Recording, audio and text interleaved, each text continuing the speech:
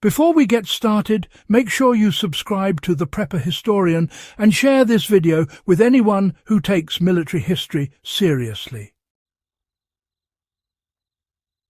This channel exists for people who don't want recycled trivia, but real lessons pulled straight from history that still matter today. Let me hook you properly, because this matters. World War II didn't just change borders, it rewrote the relationship between armour and survival. Early war tanks rolled forward with near invincibility, crews believing steel alone could dominate battlefields. That confidence didn't last.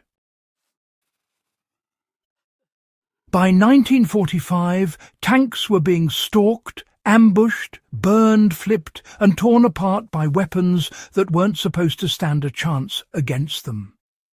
Some were crude, some were terrifyingly elegant.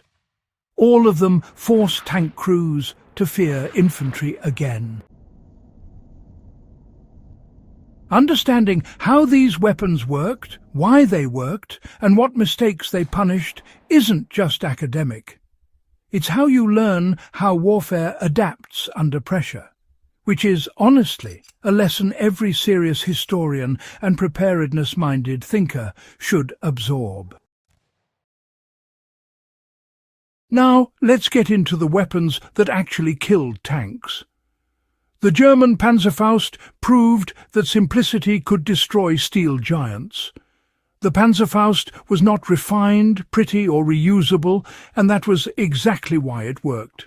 It was a disposable, recoilless launcher, firing a shape-charge warhead capable of punching through armour far thicker than anything infantry had previously handled. At close range, even late-war Allied tanks were vulnerable.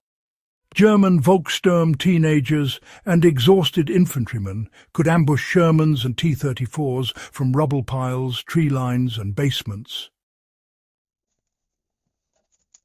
The key lesson here is proximity and concealment. The Panzerfaust forced tank crews to slow down in urban and forested environments. For modern preparedness thinkers, the takeaway is understanding terrain denial. Vehicles, no matter how armoured, become liabilities in tight spaces. Historically, this shows why infantry support became non-negotiable for armoured units, and why tanks alone never won cities. The American M1 bazooka didn't start the war as a tank-killer powerhouse, but it ended it as a psychological equalizer. Early models struggled against frontal armour, yet side and rear shots were deadly when used correctly. The real innovation wasn't penetration numbers, it was portability. Infantry squads suddenly had a way to fight back without artillery or air support. Bazooka teams learned positioning, patience, and coordination. One man distracted the tank, another fired from an angle, and escape routes were planned before the shot. You know, this applies directly to how small units defeat superior technology. Even today, history shows that mobility, planning, and teamwork routinely overcome raw power. By 1941 standards, the PTRD anti-tank rifle was massive and honestly pretty brutal. It fired a 14.5mm round, capable of penetrating early war German armour, damaging tracks, optics and engine compartments even when it didn't penetrate fully. As German tanks became heavier, the rifle's role shifted, but it never became useless. This weapon teaches an often overlooked lesson. Disabling is as effective as destroying. A tank with a shattered track or damaged engine is, well, a stationary target. Soviet infantry used PTRDs to slow advances, channel armour into kill zones, and, well, buy time. The British PIAT demonstrated that recoil wasn't mandatory for lethality.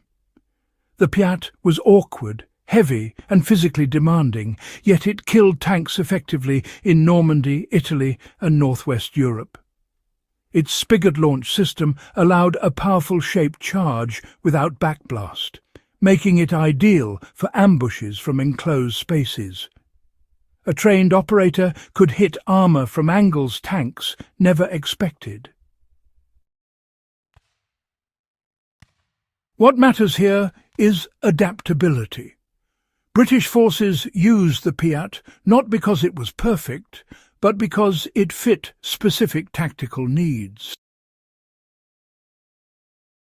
From a survivalist perspective, this really reinforces the importance of understanding your tools deeply, not just, owning them. Mastery and context matter more than convenience.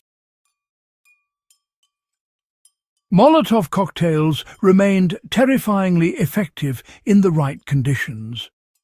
Often dismissed as primitive, the Molotov cocktail killed tanks when used with discipline and coordination. Finnish troops perfected its use against Soviet armour during the Winter War, targeting engine decks, air intakes and vision slits. Fire forced crews to abandon vehicles even when armour remained intact. This weapon, really highlights the power of targeting vulnerabilities rather than strengths. Fire attacks exploited human limits, not mechanical ones. For historians, this just reinforces the idea that warfare is always a contest between people first, machines second. World War II proved that tanks were never invincible, only temporarily dominant. Each of these weapons forced adaptation, slowed advances, and reshaped doctrine. The deeper lesson here is that warfare evolves through necessity, not elegance. Infantry learned to think 3 moves ahead, to use terrain, timing, and fear itself as weapons. If this breakdown gave you something new to think about, subscribe to The Prepper Historian, share this with fellow history buffs, and help keep these lessons alive. History only stays useful if we keep studying it seriously.